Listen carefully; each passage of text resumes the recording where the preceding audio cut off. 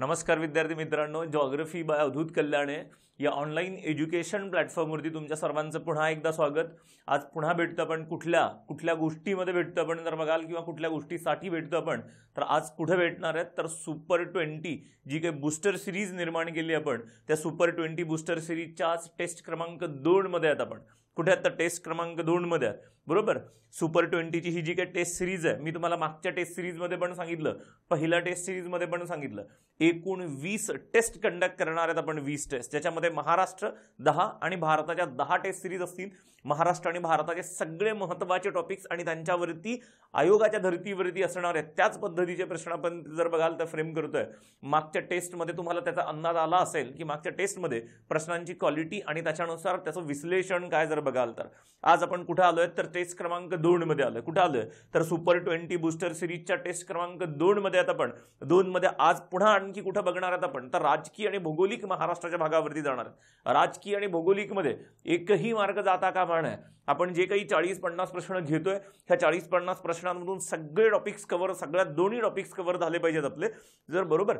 चला पहिल्या प्रश्नाकडे जाऊया। टेस्ट सिरीज क्रमांक 2च्या पुणे जिल्ह्यातला वरती प्रश्न आहे। पुणे जिल्ह्यातील तालुक्यांचा उत्तरेकडून दक्षिणेकडे क्रम लावा।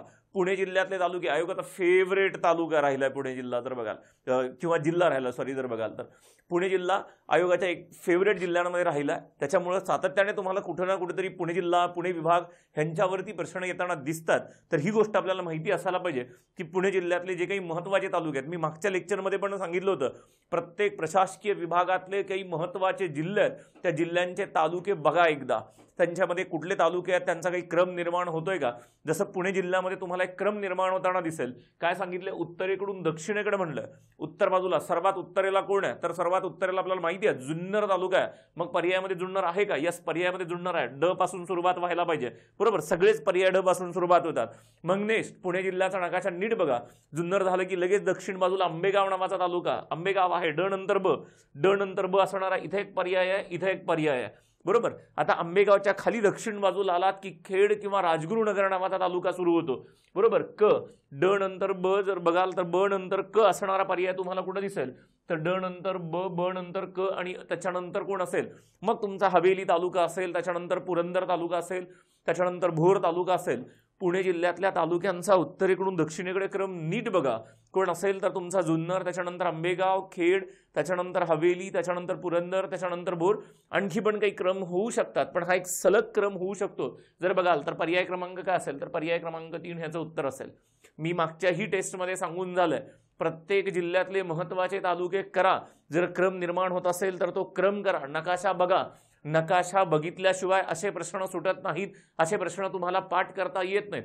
अशा प्रश्नांसाठी एकमेव गोष्ट आहे ती काय असेल, तुम्हाला नकाशांचा सराव करावा लागेल। रोज एक जिल्हा बघा, रोज एक जिल्हा बघायला सुरुवात करा।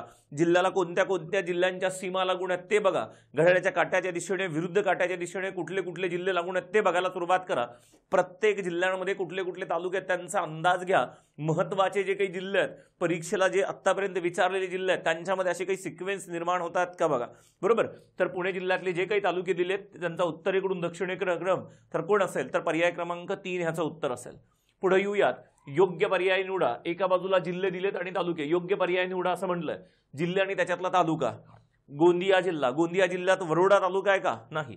इथं जर बघाल, आता इथेही गोष्ट बघा, गोंदिया जिल्ह्यामध्ये कोण आहे जर बघाल तर गोंदिया जिल्ह्यामध्ये तुमचा तिरोडा नावाचा तालुका आहे। तिरोडा हे कसले तालुके आहेत? मग तुमचा चंद्रपूर जिल्ह्यामध्ये येतो वरोडा नावाचा तालुका। चंद्रपूरमध्ये कोण येतं तर वरोडा नावाचा तालुका येतो। ह्याचा अर्थ काय, हे जवळजवळ उच्चारात साधर्म्यपणा असणार आहेत, एक्झॅक्टली उच्चार सेम नाही आहेत जर बघाल। फॉर एक्झाम्पल मागच्या टेस्टमध्ये आपण बघितलं खेड तालुका पुणे जिल्ह्यात पण आहे, रत्नागिरीमध्ये पण आहे, तसं नाहीये ह्यांचं। थोडंसं उच्चारामध्ये साधर्म्य असणारे तालुके आहेत।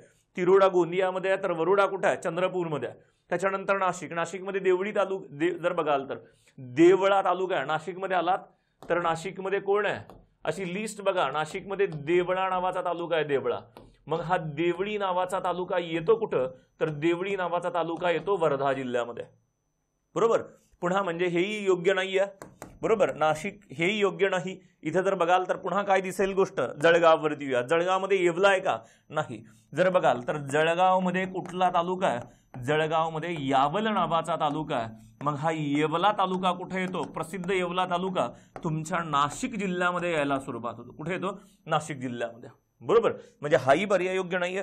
वर्धा, वर्ध्यामध्ये कोण आहे? या समुद्रपूर नावाचा तालुका आहे. कोण असेल तर वर्ध्यामध्ये जर बघाल तर वर्ध्यामध्ये तुम्हाला कारंजा दिसेल, वर्ध्यामध्ये हिंगणघाट दिसेल, वर्ध्यामध्ये समुद्रपूर दिसेल, वर्ध्यामध्ये आष्टी नावाचा तालुका दिसेल, बरोबर. समुद्रपूर इथं पर्याय बरोबर आहे, हा पर्याय बरोबर आहे.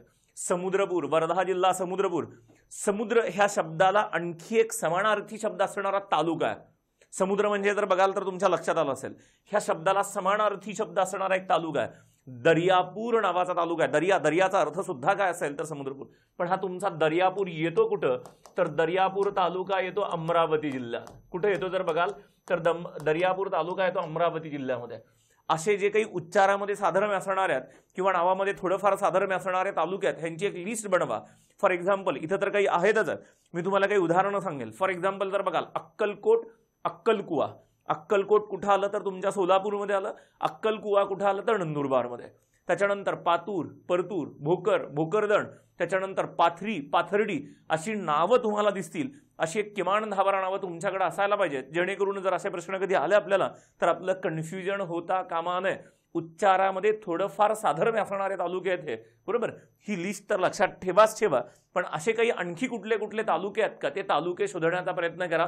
मी आत्ताच काही नावं सांगितली, एवढी व्यवस्थित नावं 10-1 नावं तर आत्ताच झाली आपली. जर बघाल तर यावल, येवला, देवळा, देवळी, तिरोडा, वरोडा, दर्यापूर, समुद्रपूर, त्याच्यानंतर पातूर, परतूर, पाथर्डी, पाथरी, अक्कलकोट, अक्कलकुवा अशी तुम्हाला नावं दिसायला सुरुवात होते, बरोबर. ही नावं लक्षात ठेवा. एवढ्यामध्ये सुद्धा आणखी एक 2-4 नावं जरी ह्याच्यामध्ये ऍड करून ठेवली तर तुमचा असा नावामध्ये साधर्म्य, उच्चारामध्ये साधर्म्य असणाऱ्या तालुक्यांचा प्रश्न आरामात सुटायला सुरुवात होईल. पण कोणता तालुका कोणत्या जिल्ह्यात आहे हे मात्र ह्याचा अंदाज आपल्याला पुरेपूर असायला पाहिजे, बरोबर. प्रश्न क्रमांक 2 योग्य पर्याय कोण आहे? तर प्रश्न क्रमांक 2चा योग्य पर्याय असेल पर्याय क्रमांक 4. कोण असेल तर पर्याय क्रमांक 4. पुढे येऊयात. खालीलपैकी कोणत्या दिवशी गडचिरोली जिल्ह्याची निर्मिती झाली? आठवा टेस्ट क्रमांक 1 मध्ये 81 मध्ये 2 जिल्हे आहेत, बरोबर. पुन्हा त्या लिस्टवरती येतो मी. 81 मध्ये 2 जिल्हे आहेत. कुठले 2 जिल्हे आहेत? 1 मे 1981. कुठले जिल्हे आहेत जर बघाल तर तुमचा सिंधुदुर्ग जिल्हा आणि कोण असेल तर जालना जिल्हा, बरोबर. मी त्या मागच्या टेस्टमध्ये पण सांगितलं, सजलागड मुंबईचा नवा, ते पाहायला गोंद्याही घरी आला, बरोबर. मग 16 ऑगस्ट 1982, 16 ऑगस्ट 1982 कोण आहे तर बघाल तर लातूर जिल्ह्याची निर्मिती आहे. कोण असेल तर लातूर. आणि त्याच वर्षी 26 ऑगस्ट 1982 कोण असेल तर बघाल तर चंद्रपूर मधून कुठला जिल्हा निर्माण झालाय? गडचिरोली जिल्हा निर्माण झालाय, गडचिरोली. कोण असेल तर 26 ऑगस्ट 1982 गडचिरोली जिल्हा. त्याच्यानंतर मग 90 मध्ये मुंबई उपनगर, 98 मध्ये नंदुरबार वाशिम, 99 मध्ये गोंदिया हिंगोली आणि 2014 मध्ये कोण असेल तर पालघर. माझ्या मते असे प्रश्न आपल्याकडून मिस होता कामा नयेत. असे प्रश्न आपल्याकडून कुठल्याच पद्धतीने चुका होता कामा नयेत, बरोबर. 26 ऑगस्ट 1982 कुठे दिसतंय? 26 ऑगस्ट 1982 जर बघाल 26 ऑगस्ट 1982 पर्याय क्रमांक 4 उत्तर असेल. काय असेल? पर्याय क्रमांक 4. मी पुन्हा ती ट्रिक सांगतो. सजला गड मुंबईचा नवा, ते पाहायला गोंद्याही घरी आला. 81 मध्ये 2, 82 मध्ये 2, 90 मध्ये 1, 98 मध्ये 2, 99 मध्ये 2, 2014 मध्ये 1, बरोबर. ही गोष्ट व्यवस्थित लक्षात ठेवा. तुम्हाला ही गोष्ट कळली पाहिजे. ह्यांचे क्रम 26 होते ऑलरेडी, 27, 28 कोण, 29, 30 कोण, 31वा कोण, 32, 33 कोण, 34, 35 कोण आणि 36वा तुमचा पालघर जिल्हा, बरोबर. त्याच्यानंतर कुठे येऊयात? प्रश्न क्रमांक 4 कडे येऊयात. प्रश्न क्रमांक 4 भंडारा जिल्ह्यातील कोणत्या तालुक्याची सीमा? आता कुठे आली आहे बघा गोष्ट, थोडीशी आणखी जरा डिटेलमध्ये आली आहे. भंडारा जिल्ह्यातील कोणत्या तालुक्याची सीमा मध्य प्रदेश राज्याला लागून आहे? मग तुम्हाला प्रश्न पडला असेल की मध्य प्रदेशला एवढे सारे जिल्हे लागून आहेत, साधारणतः 8 जिल्हे लागून आहेत. तुमचा नंदुरबार, त्याच्यानंतर धुळे, त्याच्यानंतर जळगाव, मग त्याच्यानंतर बुलढाणा, अमरावती, त्याच्यानंतर नागपूर, भंडारा, गोंदिया ह्यांच्या सगळ्यांचे तालुके पाठ करायचे का असा प्रश्न पहिल्यांदा डोक्यात आला असेल. पण एवढ्या सगळ्यांचे तालुके पाठ करण्याची गरज नाही. मी मागच्या टेस्टमध्ये काढून बघा, अमरावतीवरती ह्याचं विश्लेषण दिलं होतं. अमरावती नंतर आता कुठं आलं आपण जर बघाल तर भंडारा जिल्ह्यावरती आलं. भंडारा जिल्ह्यातलाच तालुका का विचारावा ह्यालाही काही कारण असेल ना. जर तुम्ही महाराष्ट्राचा नकाशा नीट बघितला, महाराष्ट्राचा नकाशा नीट बघितल्यावरती तुमच्या एक गोष्ट लक्षात येईल की भंडारा जिल्ह्याला सर्वात कमी सीमा लागून आहे आणि अमरावती जिल्ह्याला मध्य प्रदेशची सीमा सर्वात जास्त लागून आहे. तुम्हाला इथले धारणी, त्याच्यानंतर चिखलदरा, त्याच्यानंतर जर बघाल तर अचलपूर किंवा इथं जर बघाल तर मोर्शी, वरुड हे तालुके तुम्हाला माहिती असायला पाहिजेत. मग जसं जास्तवाल्या जिल्ह्याचे तालुके तुम्हाला माहिती असायला पाहिजेत, अमरावतीमधले कोणते तालुके मध्य प्रदेश सोबत सीमा निर्माण करतात ही गोष्ट जर तुम्हाला माहिती असायला पाहिजे, तर कमीवाली गोष्ट सुद्धा माहिती असायला पाहिजे. भंडाराच का बरं येतोय हे कळतंय, कारण सर्वात कमी सीमा मध्य प्रदेश सोबत कोणाची लागून आहे तर तुमच्या भंडारा जिल्ह्याची लागून आहे. बरं, भंडारा जिल्ह्यातली मग असं विचारणार नाही तुम्हाला, कदाचित एवढ्या सोप्या प्रश्नावरती येणार नाहीत, पण ह्याच सोप्या प्रश्नाच्या एक पाऊल पुढे जातील आणि ते एक पाऊल तुम्हाला जरा कन्फ्यूज करायला सुरुवात होईल. भंडारा जिल्हा तर तुम्ही सगळेच बघून जाणार आहेत. सगळ्यांच्याच लक्षात असेल की मध्य प्रदेशला भंडारा जिल्ह्याची सीमा सर्वात कमी लागून आहे, पण आयोग तिथं नाही, आतमध्ये येईल, जर जस्ट बॉर्डरच्या आतमध्ये एक पाऊल आतमध्ये येईल आणि विचारेल इथं कोणता तालुका आहे जर बघाल, आणि विशेषतः एकच तालुका, एकच ज्या एकाच तालुक्याची सीमा भंडाऱ्याच्या मध्य प्रदेश सोबत लागून आहे आणि तो कुठला तालुका आहे जर बघाल, हा तालुका येतो तुमचा तुमसर तालुका. कुठला तालुका असेल तर तुमसर तालुका. पर्याय क्रमांक कोण असेल तर पर्याय क्रमांक 3. ही गोष्ट लक्षात ठेवा. सगळेच तालुके पाठ करत बसू नका. अमरावती आणि किमान भंडारा ह्यांचे तरी तालुके तुम्हाला माहिती असणं मस्ट आहे. बरोबर, कोण असेल तर पर्याय क्रमांक 3 वरती जाऊयात. कुठला तालुका आहे तर तुमचा तुमसर तालुका आहे. पुढे येऊयात, पुढच्या प्रश्नावरती येऊयात. अयोग्य विधाने ओळखा असं विचारलंय, हे नीट वाचा. योग्य विचारलंय, अयोग्य विचारलंय, प्रश्न पूर्ण वाचायला शिका. अर्धवट प्रश्न वाचल्यामुळे तुमचे 1-2 मार्क 100% जातात आणि हे 1-2 मार्कच आपल्याला खूप नंतर महागात पडायला सुरुवात होतात. त्याच्यामुळे वेळ लागला, एखादे 5-10 सेकंद जास्त लागले, प्रश्नाचे नीट व्यवस्थित वाचन करा, रिडिंग करा. अयोग्य विधाने ओळखा असं विचारलंय. मग स्टेटमेंट अ कडे जाऊयात. कोकणाच्या सखल प्रदेशाला वलाटी असं म्हणतात. हा शब्द बघा, ह्या 2 शब्दांवरती फोकस असू द्या. कोकण तर आहे हे डोक्यात आलं पटकन. सखल प्रदेशाचा अर्थ काय? सखल प्रदेशाचा अर्थ ज्याची उंची काय आहे? ज्याची उंची कमी आहे. कमी, मग कोकणाकडचा कमी उंचीचा प्रदेश ज्याची उंची 5 ते 15 मीटरच्या दरम्यान आहे, ज्याचे उतार मंद आहेत, तो कुणाला लागून आहे? सह्याद्रीला लागून आहे का अरबी समुद्राला लागून आहे? इकडे जर बघितलं नकाशावरती, हा सखल प्रदेश आहे तुमचा. जिथं मी येलो कलरने मार्क केला हा सखल प्रदेश आहे तुमचा. मग हा सखल प्रदेश ज्याची उंची कमी आहे त्याला तुम्ही वलाटी म्हणून ओळखता का? नाही. काय म्हणून ओळखता? खलाटी म्हणून ओळखता. काय म्हणून ओळखता? खलाटी म्हणून ओळखता. खलाटी. बरोबर. मग काय असायलाच पाहिजे स्टेटमेंट? हे स्टेटमेंट चुकीचं असेल. खलाटी, वलाटी. बरोबर. जो कमी उंचीचा प्रदेश आहे, कोकणामध्ये किनारपट्टीकडे असणारा कमी उंची असणारा प्रदेश काय म्हणून ओळखला जातो? खलाटी म्हणून ओळखला जातो. बरोबर. खलाटीकडून जसं जसं सह्याद्रीकडे याल, उंची काय व्हायला सुरुवात होते? वाढायला सुरुवात होते. उंची जर वाढणार असेल, सह्याद्रीच्या पायथ्याला येईपर्यंत हा भाग उंची वाढतो. ह्या उंची वाढणाऱ्या भागाला तुम्ही काय म्हणायला सुरुवात करता? वलाटी म्हणायला सुरुवात करता. ज्याची उंची जास्त तो वलाटी आणि ज्याची उंची कमी तो खलाटी. खलाटी. आता उंची कमी कुठं असेल? सह्याद्रीकडे का समुद्राकडे? तर ऑब्व्हियसली समुद्राकडे उंची कमी असेल. उंची जास्त कुठं असेल? तर सह्याद्रीकडे उंची जास्त असेल. बरोबर. ही गोष्ट पण लक्षात ठेवा. पुढे येऊयात. 2 नंबरच्या स्टेटमेंटकडे जाऊयात. कोकणाबद्दलच आहे. अप्रांत, गोपराष्ट्र, मल्लराष्ट्र ही कोकणाची प्राचीन नाव आहेत. नीट वाचा. अप्रांत हे कोकणाचं नाव आहे. अप्रांत हे कोकणाचं प्राचीन नाव आहे, पण ही नावं मात्र कोकणाची प्राचीन नावं नाहीत. गोपराष्ट्र, मल्लराष्ट्र हे कुठली आहेत हे जर बघाल तर तुमच्या गोदावरी नदी खोऱ्याच्या भागामध्ये असणारी प्राचीन जर बघाल तर ही राज्यात. गोदावरी नदी खोरं म्हणजे नाशिक, तुमचा आत्ताचा अहिल्यानगरवाला भाग, ह्या भागामध्ये जी काही प्राचीन राज्य निर्माण झाली होती त्यांची नावं आहेत ही गोपराष्ट्र, मल्लराष्ट्र वगैरे. अप्रांत कोकणाचं नाव आहे, पण पुढची ही काही कोकणाची नावं नाहीत. त्याच्यामुळे हे स्टेटमेंट जर बघाल तर हे स्टेटमेंट चुकीचं म्हणावं लागेल. मग काय आहेत कोकणाची प्राचीन नावं? माहिती असायला पाहिजे तुम्हाला. कोकणाची प्राचीन नावं काय जर बघाल तर एक मूषक नाव आहे, मूषक. त्याच्यानंतर कूपक, त्याच्यानंतर आळूक, त्याच्यानंतर केरळ, त्याच्यानंतर परकोकण, पशुकोकण ही नावं लक्षात ठेवा. कूपक, मूषक, आळूक, केरळ, परकोकण, पशुकोकण आणि त्याच्यानंतर मग कोण आलं तर त्याच्यानंतर अप्रांत नाव यायला सुरुवात झालं. ही कोकणाची प्राचीन नाव आहेत. गोपराष्ट्र, मल्लराष्ट्र ही कोकणाची नाहीत. ही गोदावरी नदी खोऱ्यामध्ये तुमच्या नाशिक अहिल्यानगरवाल्या भागामध्ये निर्माण झालेली प्राचीन राज्यात त्यांची नावं आहेत ही. म्हणजे हे स्टेटमेंट काय असेल तर हे स्टेटमेंट सुद्धा चुकीचं असेल. बरोबर. त्याच्यानंतर येऊया, कोकणाचा उतार पश्चिमेकडून पूर्वेकडे आहे. कोकणाचा उतार जर बघाल तर पश्चिमेकडून पूर्वेकडे असं म्हणतात. कोकणाचा उतार पश्चिम बाजू नीट बघा, पश्चिम बाजू इकडे आहे, पश्चिमेकडून पूर्वेकडे असा उतार आहे का? ह्याला उतार म्हणता का तुम्ही? नाही. कोकणाचा उतार पूर्वेकडून पश्चिमेकडे असं म्हणायला पाहिजे. उंची इकडे जास्त, ह्या बाजूला उंची, मी मगाशी आलो होतो इथं, उंची जास्त आणि इकडे उंची काय असेल तर कमी. जास्तकडून कमी इकडे येताना उंचीनुसार आपण उतार म्हणायला सुरुवात करतो. ह्याचा अर्थ काय? कोकणाचा उतार पश्चिमेकडून पूर्वेकडे, जर बघाल पूर्वेकडून पश्चिमेकडे आहे असं स्टेटमेंट असायला पाहिजे होतं. कुठून? पूर्वेकडून पश्चिमेकडे उतार आहे असं म्हणायला पाहिजे होतं. पण इकडे काय सांगतं हे स्टेटमेंट? काय सांगतंय? पश्चिमेकडून पूर्वेकडे उतार आहे. म्हणजे हे स्टेटमेंट सुद्धा काय असेल? हे स्टेटमेंट सुद्धा चुकीचं असेल. पूर्वेकडून पश्चिमेकडे जाताना उतार लागायला सुरुवात होतो तुम्हाला.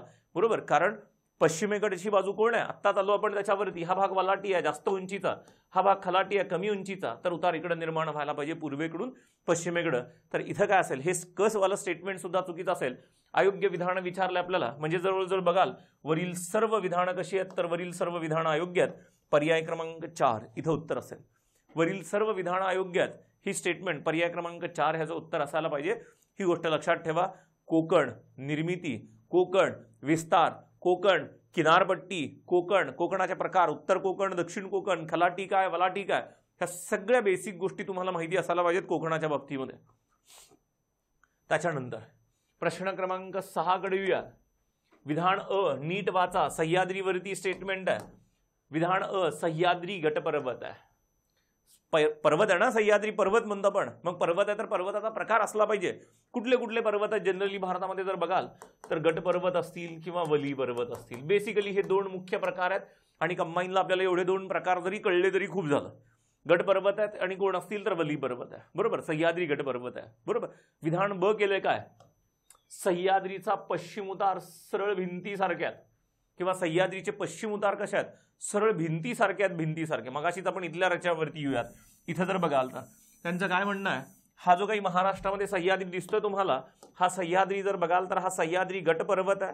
आणि ह्याचे जे काही पश्चिमेकडचे उतार आहेत हे पश्चिमेकडचे उतार जर बघाल तर पश्चिमेकडचे उतार सरळ भिंतीसारख्यात. स्टेटमेंट दोन्ही बरोबर आहेत. सह्याद्री गटपर्वतच आहे. सह्याद्री गटपर्वत म्हणा किंवा ह्याला आणखी एक शब्द आहे सह्याद्री ठोकळा पर्वत म्हणा. सह्याद्री गटपर्वत किंवा सह्याद्री ठोकळा पर्वत आहे. बरोबर.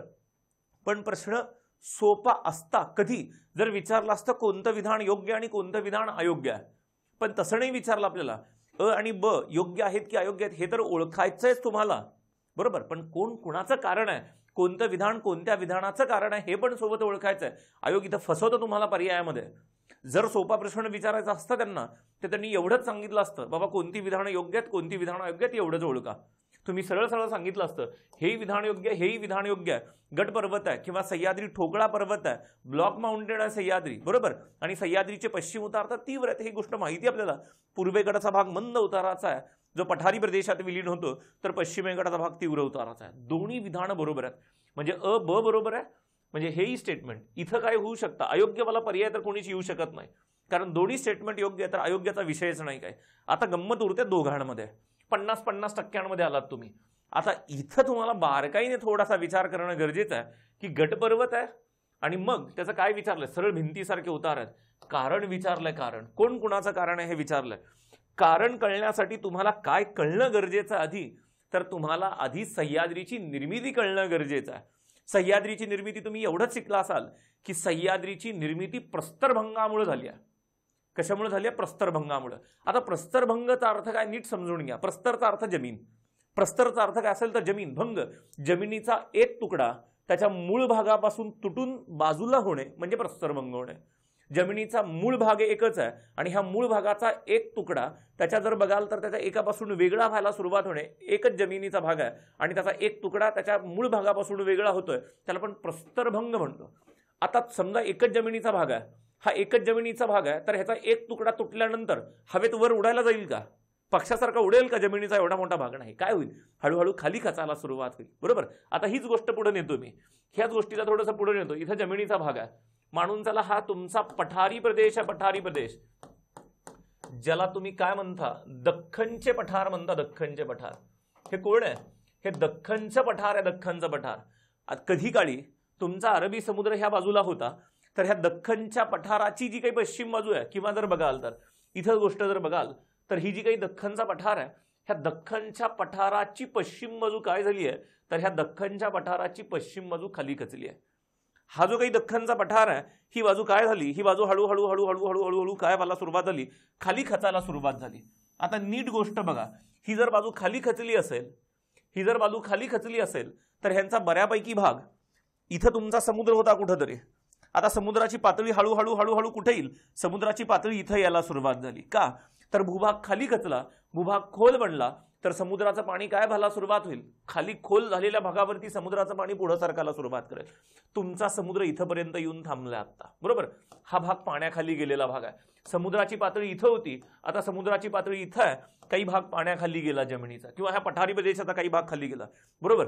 त्याच्यानंतर इथंपर्यंत तुमचा थोडासा कमी उंचीचा भाग निर्माण झाला. हा बेल्ट दिसतोय तुम्हाला, हा भाग थोडासा कमी उंचीचा भाग निर्माण झाला, ज्याला तुम्ही काय नाव दिलं, ज्याला तुम्ही कोकण नाव दिलं. कोकण एका बाजूला उंची कमी आहे, तर दुसऱ्या बाजूला उंची जास्त आहे. मगाशी शिकलो आपण, जिकडे उंची कमी आहे तो खलाटी, जिकडे उंची जास्त आहे तो बलाटी. जिकडे उंची कमी तो खलाटी, जिकडे उंची जास्त आहे तो काय असेल तर बलाटी. आता वलाटी संपल्यानंतर मात्र उतार तीव्र भिंतीसारखे दिसायला सुरुवात होतात, बरोबर. तीव्र भिंतीसारखे दिसायला सुरुवात होतात. हा भाग जर इकडून बघाल तुम्ही, तर तुम्हाला उंच दिसायला सुरुवात होतो. त्याला आपण काय म्हणायला सुरुवात करतो, पर्वत म्हणायला सुरुवात करतो. आता बरोबर, मग हा असा कोणत्या प्रकारचा पर्वत आहे, लक्षात ठेवा. ज्यावेळेस एखाद्या प्रदेशाची एक बाजू खाली खचेल, ज्यावेळेस एखाद्या प्रदेशाची एक बाजू खाली खचेल आणि दुसरी बाजू तुम्हाला उंच दिसायला सुरुवात होईल, त्याला आपण पर्वत म्हणतो. तो कुठला पर्वत असेल, गट पर्वत किंवा ठोकळा पर्वत. गट पर्वत किंवा ठोकळा पर्वत, बरोबर. किंवा कधी कधी काय होतं, दुसरी बाजू सुद्धा खाली खचू शकते, दुसरी बाजू सुद्धा खाली खचू शकते. दोन बाजू जर खाली खचल्या तर मधला पोर्शन उंच दिसेल. ह्या मधल्या पोर्शनला सुद्धा काय म्हणतो आपण, उंच राहिलेला भाग गट पर्वत किंवा ठोकळा पर्वत म्हणायला सुरुवात करतो. एक बाजू खाली खचल्यामुळे दुसरा भाग उंच दिसत असेल, किंवा दोन्ही बाजू खाली खचल्यामुळे मधला पोर्शन उंच राहत असेल, तर ह्याला गट पर्वत म्हणा, ह्याला ठोकळा पर्वत म्हणा, किंवा ह्याला जनरली काय म्हणतात, ब्लॉक माउंटेन म्हणतात. काय म्हणतात त्याला, ब्लॉक माउंटेन म्हणतात, बरोबर. मग सह्याद्रीच्या बाबतीत काय झालंय, सह्याद्रीच्या बाबतीत झालं की एकच बाजू खाली खचली आहे, आणि जी बाजू खाली खचते ना, जी बाजू खाली खचते ना, तिकडले उतार कसे बनायला सुरुवात होतात, तीव्र उतार बनायला सुरुवात होतात. हा तीव्र उतार म्हणजे कोण असेल जर बघाल तर तुम्हाला असं म्हणलं जातं, सरळ भिंतीसारखे उतार असणारी रचना निर्माण होते. कोण असेल तर सरळ भिंतीसारखी रचना असणारी रचना निर्माण होते. तीव्र उतार म्हणा किंवा सरळ भिंतीसारखे उतार निर्माण व्हायला सुरुवात होतात. मग गटपर्वत किंवा ठोकळा पर्वताचं वैशिष्ट्य काय, जी बाजू खाली खचली ना त्या बाजूचे उतार सरळ तीव्र भिंतीसारखे असतात. मग सह्याद्रीमध्ये तेच आहे, सह्याद्रीमधले पश्चिम उतार सरळ भिंतीसारखे आहेत, सह्याद्री गटपर्वत आहे. दोन्ही स्टेटमेंट बरोबर आहेत.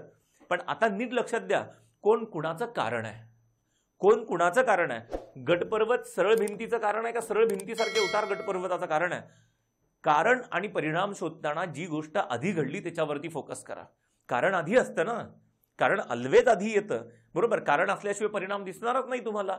कारण आधी येतं. कारण कोण आहे, आधी गटपर्वत निर्माण झाला का आधी सरळ भिंतीसारखे उतार निर्माण झाले. ऑब्विसली आधी सरळ भिंतीसारखे उतार निर्माण झाले असतील, मग त्या रचनेला आपण नाव दिलं गटपर्वत. म्हणजे ही गोष्ट आधी आली आहे, हे कारण असायला पाहिजे. जी गोष्ट आधी येते ते कारण असेल जर बघाल तर ही गोष्ट आधी आली आहे, तर हे कारण आहे आणि हा त्याचा परिणाम आहे. त्याला नाव दिलं पण गटपर्वत, ठोकळा पर्वत, ब्लॉक माउंटेन. म्हणजे ब हे अचं कारण असायला पाहिजे, ब हे अचं कारण असायला पाहिजे. कोण असेल तर पर्याय क्रमांक 2. एवढं बेसिक लक्षात ठेवा, कारण आधी परिणाम नंतर. मग त्याच्यासाठी तुम्हाला आधी कळणं गरजेचं आहे की सह्याद्रीची निर्मिती आहे तरी नेमकी कशी, बरोबर. सह्याद्रीची निर्मिती ह्या पद्धतीची आहे, त्याच्यासोबतच कोकण आला, सह्याद्री आला, बाकीच्या सगळ्या गोष्टी यायला सुरुवात झाल्या. क्लिअर. सह्याद्री, गटपर्वत, ठोकळा, ब्लॉक माउंटेन, काही म्हणा, ह्या 3 नावांपैकी जर बघाल तर त्याच्यामुळं पर्याय क्रमांक 2 ह्याचं उत्तर असेल. कोण असेल, पर्याय क्रमांक 2. क्लिअर. पुढच्या प्रश्नावरती जाऊयात. प्रश्न क्रमांक कुठं जाऊयात तर 7 कडे जाऊयात. प्रश्न क्रमांक काय सांगताय, महाराष्ट्रात कोणत्या प्रकारच्या खडकांना कलाडगी सिरीज प्रकारचे खडक म्हणतात. कोण आहे कलाडगी सिरीज, बरोबर. मागचं लेक्चर आठवत आहे का बघा, मागच्या लेक्चरमध्ये आर्कियन खडक प्रणालीबद्दल उल्लेख झाला होता, जी सर्वात प्राचीन खडक प्रणाली मानली जाते, जी सर्वात आधी निर्माण झालेली. आर्कियन नंतर कोण निर्माण झालं? धारवाड निर्माण झाला. धारवाड कुठे? धारवाड सिंधुदुर्गमध्ये, नागपूरमध्ये, भंडाऱ्यामध्ये, गोंदियामध्ये. जर बघाल तर धारवाड पासून कोण निर्माण झालं? तर धारवाड पासून कडप्पा खडक प्रणाली निर्माण झाली. कडप्पा खडक प्रणाली. मग कुठे असायला पाहिजे कडप्पा खडक प्रणाली? सिंधुदुर्गमध्ये असायला पाहिजे. यस, कडप्पा खडक प्रणाली कुठे आहे? तर सिंधुदुर्गमध्ये आहे. कुठे आहे? तर सिंधुदुर्गमध्ये आहे. कडप्पा खडक प्रणाली सिंधुदुर्गच्या बाजूला असणाऱ्या कोल्हापूर जिल्ह्यात आहे. कुठे आहे? कोल्हापूर जिल्ह्यामध्ये. कुठे कडप्पा? आणखी तर यवतमाळ जिल्ह्यात आढळतो. यवतमाळ जिल्ह्यात कडप्पा खडक प्रणाली इथले खडक सिंधुदुर्ग, कोल्हापूर आणि यवतमाळ. आता गोष्ट नीट बघा. बरोबर, यवतमाळ जिल्ह्यामध्ये ह्यांना पैनगंगा थर म्हणून ओळखतात. यवतमाळ जिल्ह्यामध्ये ह्यांना काय म्हणून ओळखतात? पैनगंगा थर म्हणून ओळखतात. तुम्हाला जर विचारलं यवतमाळ जिल्ह्यामध्ये पैनगंगा थर म्हणून ओळखले जाणारे खडक कोणते आहेत, तर ते कोण असतील? कडप्पा. बरोबर. आता जरा दक्षिण महाराष्ट्र, हे तर पूर्व महाराष्ट्राचं झालं. हा कोण होता? तर पूर्व महाराष्ट्र होता. जरा दक्षिण महाराष्ट्राकडे येऊया. दक्षिण महाराष्ट्र म्हणजे विशेषतः कोल्हापूर. कोल्हापूर जिल्ह्यामध्ये आढळणारे कडप्पा खडक प्रणाली इथले खडक आहेत. कोल्हापूर जिल्ह्यामध्ये आढळणारे कडप्पा खडक प्रणाली इथले खडक आहेत. ह्यांनाच काय म्हणून ओळखलं जातं? कलाडगी सिरीज म्हणून ओळखलं जातं. कोल्हापूर जिल्ह्यात आढळणाऱ्या कडप्पा खडक प्रणाली इथल्या खडकांना काय म्हणून ओळखलं जातं? कलाडगी सिरीज. मग तुम्हाला प्रश्न पडायला पाहिजे, कडप्पामध्ये नेमके कोणती खनिज आढळतात ह्याच्यावरती लक्ष करा. आता मी येतो मुद्द्यावरती. कडप्पा खडक प्रणालीवरती शेल प्रकारचे खडक आढळतात. कडप्पा खडक प्रणालीमध्ये चुनखडी आढळते. चुनखडीवाले खडक आढळतात. जरा लक्ष करा, चुनखडी आणि यवतमाळचं काही रिलेशन लागतंय का? जरा लक्ष करा, चुनखडी आणि यवतमाळचं काही रिलेशन लागतंय का? यस, महाराष्ट्रात सर्वात जास्त चुनखडीचे साठे कोणत्या जिल्ह्यात आहेत? यवतमाळमध्ये. त्याचं कारण कोण असेल? तर कडप्पा. आणि कडप्पा सोबत आणखी कोणते खडक आहेत? विंध्ययन प्रकारचे खडक आहेत. त्याच्यामुळे तुम्हाला यवतमाळमध्ये चुनखडी जास्त आढळते. ही गोष्ट माहिती असू द्या. कडप्पा कुठं? तुमच्या यवतमाळमध्ये, सिंधुदुर्गमध्ये, कोल्हापूरमध्ये कलाडगी सिरीज, तर यवतमाळमध्ये पैनगंगा थर म्हणून ओळखले जातात. मग कलाडगी सिरीज म्हणजे कोण आहे? कडप्पा खडक आहेत. कडप्पा प्रकारचे खडक आहेत. बरोबर. कडप्पा का बरं म्हणलं जातं? अशा प्रकारच्या खडकांचा अभ्यास पहिल्यांदा आंध्र प्रदेशमध्ये कडप्पा नावाचा जिल्हा आहे. अशा प्रकारच्या खडकांचा अभ्यास पहिल्यांदा आंध्र प्रदेशमध्ये जर बघाल कडप्पा नावाचा जिल्हा आहे, ठिकाण आहे कडप्पा, तिथं सुरू झाला. त्याच्यावरून नाव पडलं कडप्पा खडक प्रणाली नाव पडलं. बरोबर.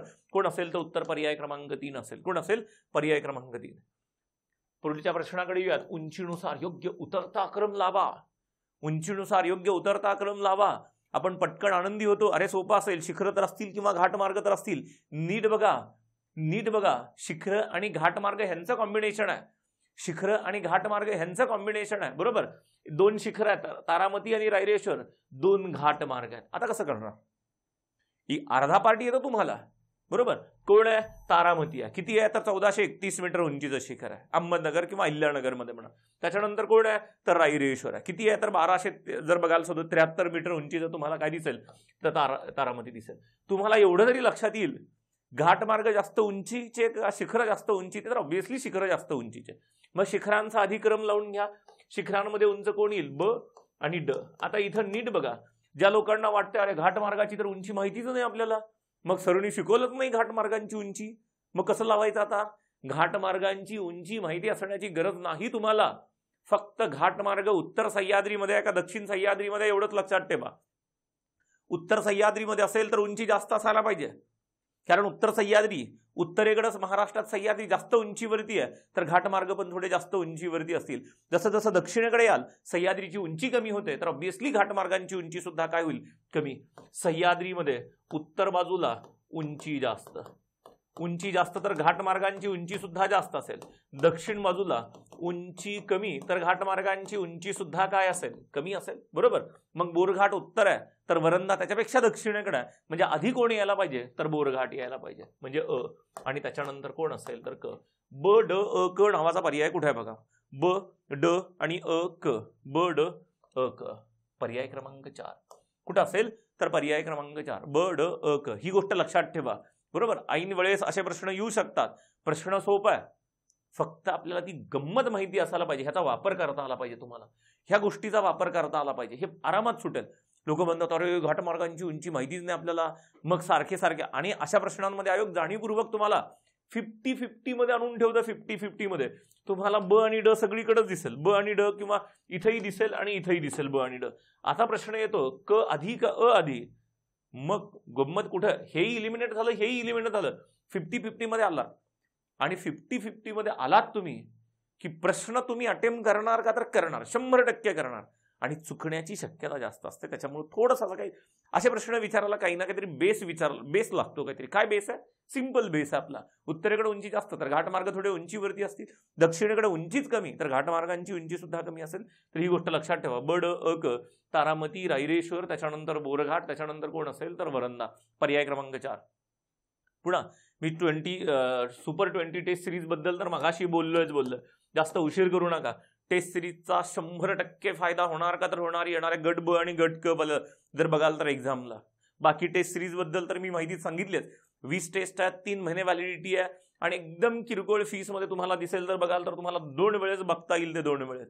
आणि ज्या लोकांना आणखी अडचण वाटते जॉग्रफीमध्ये की कुठले टॉपिक कुठून वाचावेत, आणखी बऱ्याच गोष्टी क्लिअर नाहीयेत, जर बघाल तर टेस्ट सिरीज मध्ये खूप साऱ्या गोष्टी कळतात, ह्याच्यापेक्षा आणखी गोष्टी जास्त बॅचमध्ये असतील जर बघाल तर.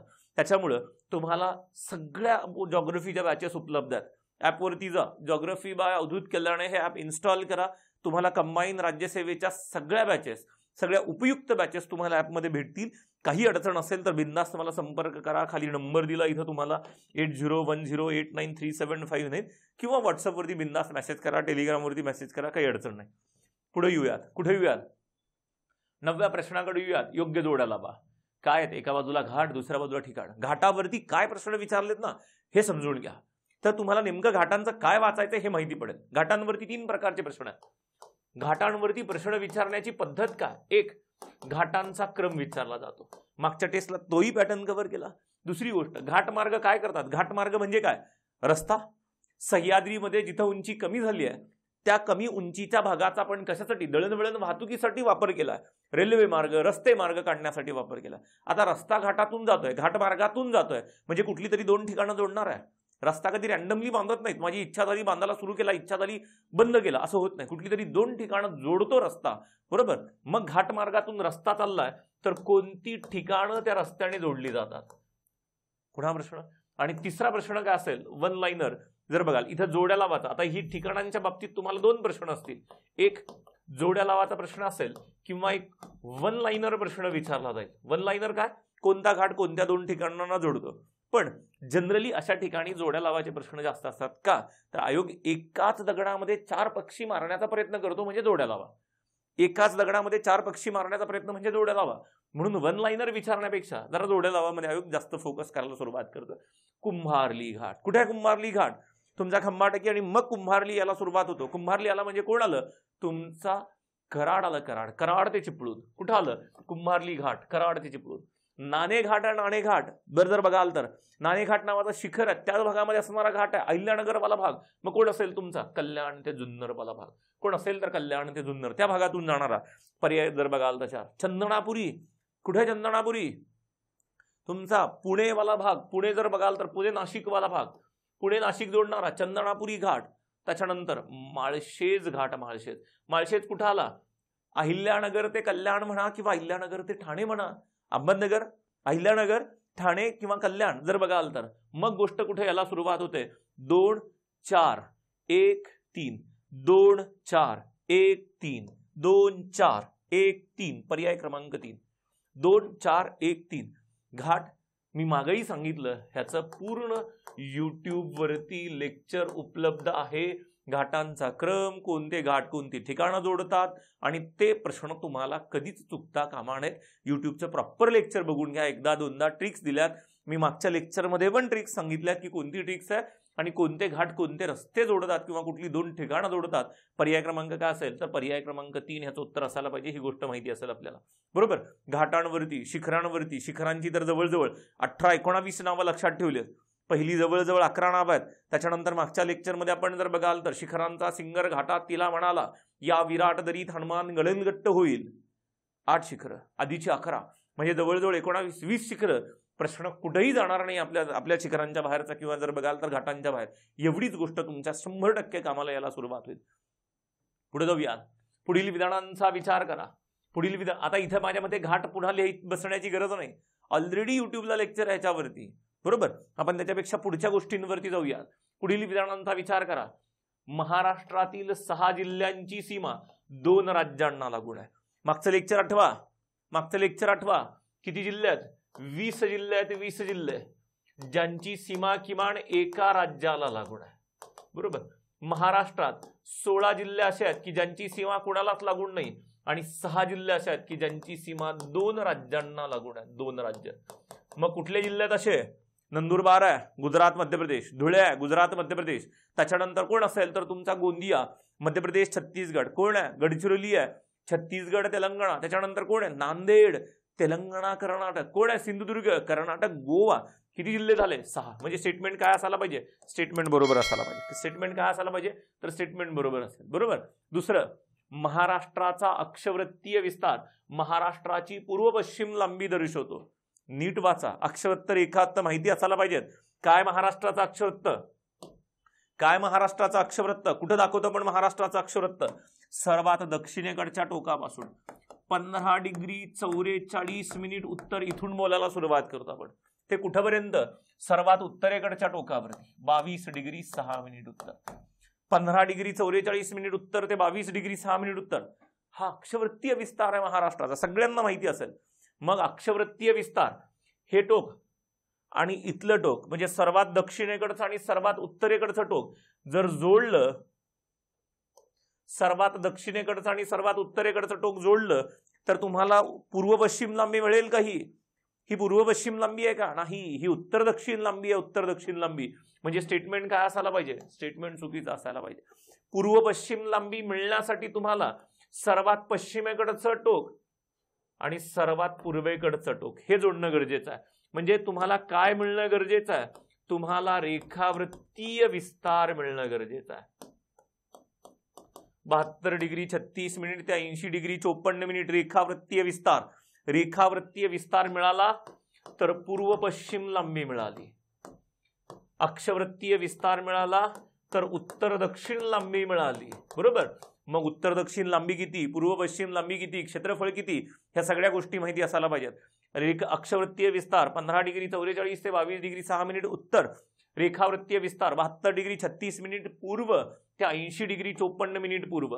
ही पूर्व पश्चिम लांबी असेल तर ही दक्षिण उत्तर लांबी असेल. म्हणजे स्टेटमेंट काय असायला पाहिजे? स्टेटमेंट चुकीचं असायला पाहिजे, बरोबर.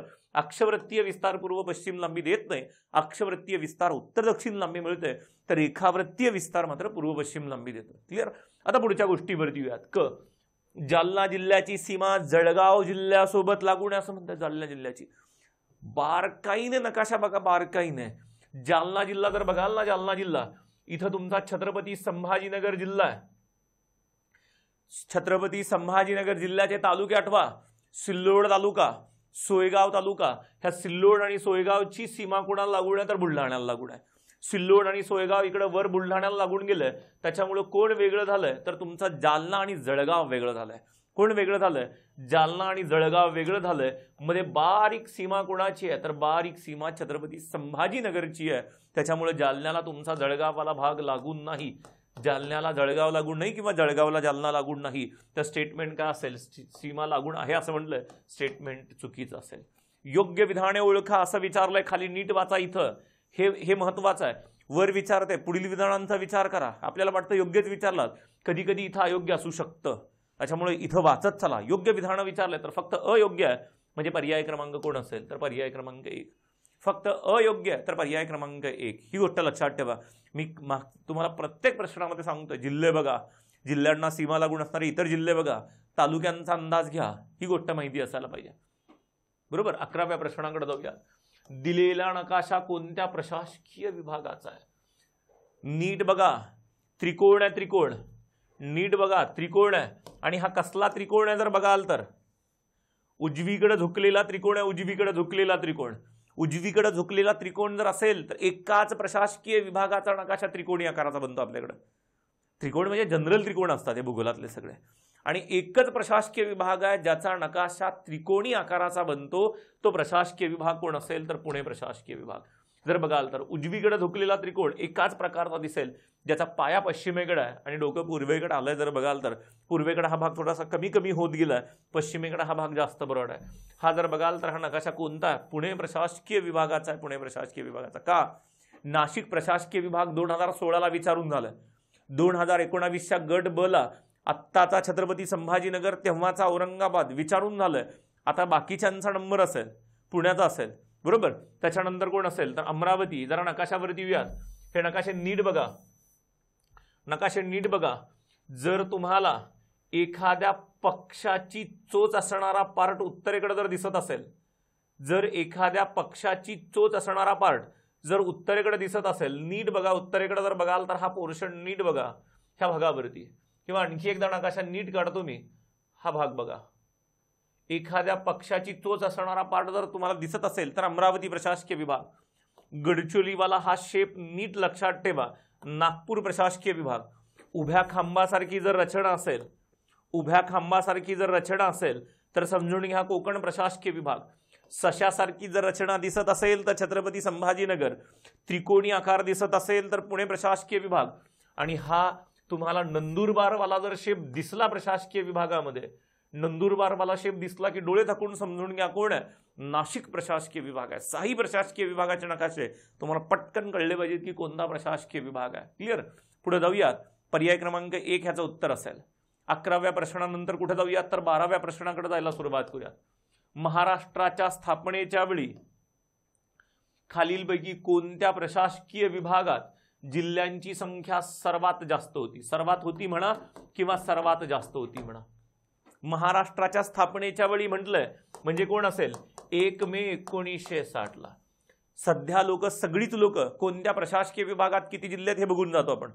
सध्या जर बघाल तर तुमचा छत्रपती संभाजीनगर प्रशासकीय विभाग 8 जिल्हे. त्याच्यानंतर कोण असेल तर कोकण प्रशासकीय विभाग 7 जिल्हे. त्याच्यानंतर तुमचा नागपूर प्रशासकीय विभाग किती असतील तर 6 जिल्हे. मग पुणे, त्याच्यानंतर अमरावती आणि त्याच्यानंतर कोण असेल तर नाशिक. ह्या बाकीच्या 3ही प्रशासकीय विभागात किती जिल्हे आहेत? 5. पण ही कंडिशन कधीची आहे? ही कंडिशन आत्ताची आहे, सध्याची आहे, 2024ची कंडिशन आहे. पण तुम्हाला काय विचारलंय? 1 मे 1960 ला विचारलंय. त्यावेळेस किती प्रशासकीय विभाग अस्तित्वात होते? 4च प्रशासकीय विभाग अस्तित्वात होते. त्यावेळेस किती प्रशासकीय विभाग अस्तित्वात होते? 4. एक औरंगाबाद, दुसरा पुणे, तिसरा नागपूर आणि चौथा मुंबई जर बघाल तर. मग आता इथं जर बघाल ही संख्या सुद्धा माहिती असायला पाहिजे तुम्हाला. तुम्ही फक्त आत्ताच्या प्रशासकीय विभागांची संख्या बघू नका, त्यावेळेस सुद्धा प्रशासकीय विभागामध्ये किती जिल्हे होते ते माहिती असायला पाहिजेत. औरंगाबाद प्रशासकीय विभाग 5 जिल्हे, पुणे प्रशासकीय विभाग 6 जिल्हे, मुंबई प्रशासकीय विभाग 7 आणि त्यावेळेस असणारा नागपूर प्रशासकीय विभाग 8 जिल्हे. 1 मे 1900 जर बघाल तर 59ची ही कंडिशन बघा एकदा. हे होतंय का बघा. हे 15 आणि हे 11. 15 + 11 किती जिल्हे व्हायला पाहिजेत? 26 जिल्हे व्हायला पाहिजेत. 26 जिल्हे. 1 मे 1960 ला किती होते? 26 जिल्हे होते आपल्याकडे. म्हणजे ह्याचा अर्थ काय? त्यावेळेस असणाऱ्या नागपूर प्रशासकीय विभागामध्ये जिल्ह्यांची संख्या सर्वात जास्त होती. त्यावेळेस नागपूर प्रशासकीय विभागामध्ये किती जिल्हे होते? त्यावेळेस नागपूर प्रशासकीय विभागामध्ये 8 जिल्हे होते. 8 जिल्हे. मग पर्याय क्रमांक कोण असेल तर पर्याय क्रमांक 2 हे उत्तर असेल की नागपूर प्रशासकीय विभागात महाराष्ट्राच्या स्थापनेच्या वेळी सर्वात जास्त जिल्हे. मग हळूहळू 1981 नंतर ते 2014 पर्यंत 10 जिल्हे नव्याने निर्माण झाले. बरोबर, ही गोष्ट आपण ऑलरेडी शिकलोय. 13व्या प्रश्नाकडे. पुढे दिलेल्या प्रशासकीय विभागांचा तालुक्यांच्या संख्येनुसार क्रम लावा. प्रश्न सोपा आहे. काय वाचला पाहिजे इथं? वेळ वाचला पाहिजे. असे प्रश्न जवळ सगळ्यांना येणार आहेत. वेळ वाचला पाहिजे. काय वेळ वाचला पाहिजे? सर्वात कमी तालुके असणारा कोण आहे? कोकण. कोकण दिसतोय का? नाही, 50 तालुके. त्याच्यानंतर कोण येतं? नाशिक 54. नाशिक दिसतंय? येस, 54. नाशिक ड पासून सुरुवात 1 2 3. बरोबर. नाशिक नंतर कोण आहे? 56 वाला अमरावती आहे. ड नंतर ब असणारे पर्याय. ड नंतर ब असणारा एकमेव पर्याय. संपला. पुढे चेक करत बसू नका काय येते, कारण असा दुसरा कुठलाच पर्याय नाहीये बाजूला. आजूबाजूला दुसरा 3 मध्ये कुठलाच पर्याय नाही की ड नंतर ब येणारा. ड नंतर ब यायलाच पाहिजे कंपल्सरी. आणि ड नंतर ब येणारा दुसरा कुठलाही पर्याय नाही. त्याच्यामुळे पुढे काय नाही चेक केलं तरी जास्त काही फरक पडणार नाही. नवीन लोकांना जरा भीती वाटते, चुकलं तर. चुकेल कसं? ड नंतर ब असणारा दुसरा कुठला पर्याय दिसतोय का? मग हेच उत्तर असायला पाहिजे. दुसरे कोण आहेत? पुणे. कोकण तर नाहीये. कोकण तर नाही. मग कोण आलं? नाशिक, अमरावती. राहिले 3. तिघांमध्ये तर कोण आहे? पुणे. तर त्याच्यानंतर तरी जर बघाल तर पुणे 58, नागपूर 64. मग कोण असायला पाहिजे? क नंतर कोण असायला पाहिजे? वेळ वाचवा अशा प्रश्नांमध्ये. असे प्रश्न जवळजवळ 90-95% लोकांच्या बरोबर येतात अभ्यास करणाऱ्या लोकांपैकी. त्याच्यामुळे अशा प्रश्नांमध्ये मी कालही सांगितलं, मागच्याही टेस्टमध्ये सांगितलं, जर बघाल तर 5 ते 10 सेकंदात त्याचं उत्तर निघायला पाहिजे. अशा प्रश्नांना जास्त वेळ लागता कामा नये. बरोबर. जर बघाल तर पर्याय क्रमांक काय असेल? पर्याय क्रमांक 3. क्रम माहिती आहे तुम्हाला? त्या क्रमावरती जाऊया. सर्वात जास्त तालुके असणारा छत्रपती संभाजीनगर प्रशासकीय विभाग 76 तालुके. दुसरा कोण असेल तर तुमचा नागपूर प्रशासकीय विभाग. किती आहेत? नागपूर प्रशासकीय विभागात 64. 3 नंबर कोण असेल तर पुणे प्रशासकीय विभाग. किती तालुके? 58. चौथा कोण असेल तर बघाल तर अमरावती प्रशासकीय विभाग. कोण असेल तर अमरावती प्रशासकीय विभाग. किती? 56. 5व्या क्रमांकावरती कोण असेल तर तुमचा नाशिक प्रशासकीय विभाग. नाशिक प्रशासकीय विभाग किती? 54. आणि सर्वात कमी कोण असेल तर तुमचा कोकण प्रशासकीय विभाग. किती तालुक्यात? तर 50 तालुक्यात. एवढा क्रम आपल्याला माहिती असणं गरजेचं आहे. ही गोष्ट विचारली जाऊ शकते किंवा ह्याच्यातला वन लाईनर कुठलाही प्रश्न विचारला जाऊ शकतो. पुणे प्रशासकीय विभागात किती तालुके आहेत? नाशिक प्रशासकीय विभागात किती तालुके आहेत? तर ही गोष्ट माहिती असणं आवश्यक आहे. सुरुवात इथं करा. प्रिलिम्सला शक्यतोवर ह्या दोघांची तरी किमान माहिती असू द्या की सर्वात मोठा कोण आहे तर छत्रपती संभाजीनगर 76 आहेत. सर्वात लहान कोण आहे तर कोकण 50 आहेत. बरोबर. ही गोष्ट तुम्हाला पहिली आणि शेवटची गोष्ट तर माहिती असणं मस्ट आहे. क्रम माहिती असायला पाहिजे जर बघाल तर. त्याच्यानंतर पुढच्या प्रश्नाकडे येऊयात. प्रश्न क्रमांक 14. कोकण किनाऱ्यालगत आखात व खाड्यांची निर्मिती आहे. कोकण किनाऱ्यालगत काय? आखात व खाड्यांची निर्मिती आहे जर बघाल तर. आखात आणि खाड्यांची निर्मिती आहे. आणि त्याच्यानंतर कोकण किनारपट्टी रिया प्रकारची आहे. रिया प्रकारची. पुन्हा वही खाड्यांची निर्मिती आहे आपल्याकडं. आखाताचा अर्थ काय? आखात जर आपण रचना नीट बघितली महाराष्ट्राची जर बघाल तर नकाशावरती आलोत. इथं रचना बघा. आखाताचा अर्थ काय? जिथं समुद्राचं पाणी जमिनीच्या आतमध्ये बऱ्याच आतमध्ये अंतरावरती आलंय. जमिनीच्या भागाची झीज करत समुद्राचं पाणी आतमध्ये आलं, ज्याला बे म्हणायला सुरुवात करतो. आखात म्हणा किंवा इंग्लिशमध्ये आपण त्याला बे म्हणतो. BAY. समुद्राचं पाणी जमिनीच्या भागाची झीज करत करत करत करत करत आतमध्ये सरकलं, त्याला आपण आखात किंवा बे म्हणायला सुरुवात करतो. अशा आखातांची छोट्या छोट्या निर्मिती झालेली दिसेल महाराष्ट्राच्या किनारपट्टीवरती. सोबत काय निर्माण झालंय महाराष्ट्राच्या किनारपट्टीवरती? खाड्या निर्माण झाल्यात. वैतरणा नदीची दातीवरा खाडी. उल्हास नदीची जर बघाल तर एक ठाणे खाडी आणि उल्हास नदीची दुसरी वसई खाडी. त्याच्यानंतर जर बघाल तर तुमची धरमतरची खाडी असेल. त्याच्यानंतर रोहा खाडी असेल. राजापूर खाडी आहे. त्याच्यानंतर बानकोट खाडी आहे. त्याच्यानंतर दाभोळवाली खाडी असेल. बरोबर. केळशी असेल, दाभोळ असेल. त्याच्यानंतर जर बघाल तर तुमचा भाट्टे असेल किंवा काय वगैरे. ह्या खाड्या निर्माण झाल्यात महाराष्ट्राच्या किनारपट्टीवरती. बरोबर. ही गोष्ट माहिती असेल तुम्हाला. मग ह्या खाड्यांची निर्मिती होणं, ज्या किनारपट्टीवरती अशा खाड्या निर्माण होतात, विशेष आणखी नीट बघा, ज्या किनारपट्टीवरती अशा एकमेकांना समांतर असणाऱ्या खाड्या निर्माण होतात. खाड्या तर निर्माण झाल्यात पण जवळजवळ ह्या खाड्या एक्झॅक्टली आता स्केल लावून मोजू नका की समांतर आहेत म्हणून. जवळजवळ भौगोलिक रचना आहे, नैसर्गिक आहे. नैसर्गिक रचनेमध्ये क्वचित वेळेस गोष्टी एकदम क्लिअर कट असतात किंवा स्ट्रेट असतात. जर बघा इथं राऊंड फिगरमध्ये जरी गेलो आपण तर ह्या खाड्या एकमेकांना कशा आहेत? समांतर आहेत. आणि ज्या किनारपट्टीवरती समांतर खाड्यांची किंवा खाड्यांची निर्मिती होते अशा प्रकारच्या किनारपट्टीला काय म्हणतात? रिया प्रकारची किनारपट्टी म्हणायला सुरुवात करतो. काय म्हणतो आपण? रिया प्रकारची किनारपट्टी. मग आता बघा, मग आता प्रश्नाकडे या. आधी कोण आहे? आधी कोण आहे? रिया प्रकारची किनारपट्टी आधी निर्माण झाली का आधी खाड्यांची निर्मिती झाली? ऑब्व्हियसली आधी खाड्यांची निर्मिती झाली असेल. मग खाड्यांची निर्मिती झाल्यानंतर जी रचना दिसते आपल्याला त्या रचनेला नाव दिलं आपण रिया प्रकारची किनारपट्टी. म्हणजे काय आहे? हे कारण आहे. जे आधी येतं ते कारण आहे. म्हणजे हे बचं कारण असायला पाहिजे. दोन्ही स्टेटमेंट बरोबर आहेत का? तरी दोन्ही स्टेटमेंट बरोबर आहेत. दोन्ही स्टेटमेंटमध्ये काही चुकीचं नाही. पण दोन्ही स्टेटमेंटमध्ये कारण कोण आहे? तर कारण आहे. बरोबर. ब अयोग्यवाला पर्याय तर इथे येतच नाही. कारण दोन्ही स्टेटमेंट बरोबर असल्यामुळे अयोग्य म्हणण्याचं काही कारण नाही. मग हे बचं कारण आहे. हे बचं कारण असणारा पर्याय कुठे आहे बघा. कळतंय? कारण शोधा. कारण आधी यायला पाहिजे, परिणाम नंतर दिसतो. हे कारण आहे, त्याचा परिणाम हा आहे. तर विधान आणि ब योग्य आहेत. हे कोण आहे? हे बचं कारण आहे. हे कोण आहे? तर हे बचं कारण आहे. ही गोष्ट माहिती असायला पाहिजे. आधी कोण घडलं ह्याचा जर शोध घेतला तर लगेच कारण कळेल. प्रश्न व्यवस्थित वाचा. कारण कोण आहे, परिणाम कोण आहे ह्याचा शोध घ्या आणि मग पर्यायाकडे या. बरोबर. गोष्ट पर्याय क्रमांक 1 ह्याचं उत्तर असेल. मगाशी होता सह्याद्री, गड पर्वत, ठोकळा पर्वत. सेम प्रकारचा प्रश्न आहे. असे प्रश्न तुम्हाला कन्फ्यूज करू शकतात. असे प्रश्न तुमचा थोडासा वेळ खाऊ शकतात. कन्फ्यूज करून तुमचं उत्तर चुकवू शकतात. प्रत्येक वेळेस ब हे अचं कारण असेल असं काही कंपल्सरी नाही. बचं पण कारण असू शकतं. त्याच्यामुळे कारण आणि परिणाम शोधण्यासाठी जी गोष्ट आधी घडली ते कारण असायला पाहिजे. क्लिअर? हे बचं कारण आहे. पर्याय क्रमांक 1. 15 वरती येऊयात. 15 वरती येऊया. दिलेल्या विधानांवरून कोणती डोंगर रांग आहे ते ओळखा. कुठल्या कुठल्या डोंगर रांग आहेत पटकन आलं पाहिजे डोक्यामध्ये. तोरणमाळ आहे, गाविलगड आहे, सातमाळ अजिंठा आहे, त्याच्यानंतर कुठे आहे हरिश्चंद्र बालाघाट आहे, शंभू महादेव डोंगर रांग आहे. 5 डोंगर रांगा फिक्स डोक्यात बसल्या पाहिजेत. बरोबर. मग स्टेटमेंट वाचायला सुरुवात करा. पश्चिमेकडून पूर्वेकडे जाताना ही डोंगर रांग तुटक तुटक बनते. बरं चला, ही गोष्ट जास्त आणखी मोर क्लिअर इन्फॉर्मेशन देत नाही, पुढे जाऊयात. तुटक तुटक बनली. याच डोंगर रांगेची दक्षिणेकडची शाखा निर्मल डोंगर रांग. निर्मल डोंगर रांग कुठे आहे जर बघाल तर बुलढाणा ते वाशिम, वाशिम ते हिंगोली, परभणी, नांदेडमध्ये येणारी शाखा. मग ही निर्मल डोंगर रांग कोणाची शाखा आहे? तुमच्या अजिंठाची शाखा आहे. कोणाची? अजिंठाची. म्हणजे अजिंठा डोंगर रांग आहे. अजिंठा म्हणजे कोण? सातमाळ अजिंठा डोंगर रांग आहे. कोण आहे? तर सातमाळा. बरोबर. पुढे येऊयात. कन्फर्म करा आता हीच आहे का? बरोबर. ही डोंगर रांग गिरणा व प्रवरा नदीचं खोरं वेगळं करते. गिरणा म्हणजे कोण आलं? गिरणा म्हणजे कोण आलं? तापी नदी आली. प्रवरा म्हणजे कोण आलं? तर गोदावरी. आणि तापी व गोदावरीचं नदी खोरं वेगळं करणारी डोंगर रांग ऑब्विसली सातमाळा अजिंठा. पण असेल तर सातमाळा अजिंठा. ही गोष्ट बघा. इथं तुमची प्रवरा नदी आहे, सॉरी इथं तुमची तापी नदी आहे आणि तापी नदीला दक्षिणेकडून मिळणारी ही तुमची गिरणा नदी आहे. त्याच्यानंतर इथं कोण आहे तर तुमची गोदावरीवाली गोष्ट आहे. गोदावरीला दक्षिण बाजूने मिळणारी कोण असेल तर प्रवरा. मग इथं जर बघाल तर ही तुमची गिरणा नदी आणि इकडे प्रवरा. तर गिरणा आणि प्रवराला वेगळं करणारी ही डोंगर रांग कोण आहे मधली? सातमाळ अजिंठाची डोंगर रांग आहे. कोण असेल? सातमाळ अजिंठा. मागचं लेक्चर नीट बघा. मागच्या लेक्चरमध्ये सगळा हा क्रम दिलाय मी.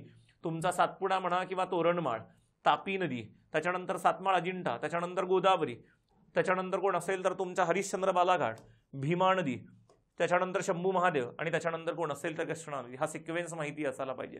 ह्या डोंगर रांगांची वैशिष्ट्य माहिती असायला पाहिजे. बरोबर. सातमाळ अजिंठाची डोंगर रांग मागच्या वेळेस पण प्रश्न होता. तौला शिखरापासून सुरू होते, पूर्वेकडे जाताना ही तुटक तुटक बनते. का तुटक बनते? पूर्वेकडे जाताना ही तुटक बनते का? तर दक्षिणेकडून काही नद्या उत्तरेकडे तापी नदीला जाऊन मिळतात. ह्या डोंगर रांगेच्या दक्षिण बाजूला उगम पावणाऱ्या नद्या उत्तरेला तापी नदीला जाऊन मिळतात. आता उत्तरेकडे जाताना कुणाची झीज करतील? तर सातमाळ अजिंठाची झीज करतील. झीज केल्यामुळे ह्या डोंगर रांगा काय बनल्यात? तुटक तुटक बनलेत ही डोंगर रांगा.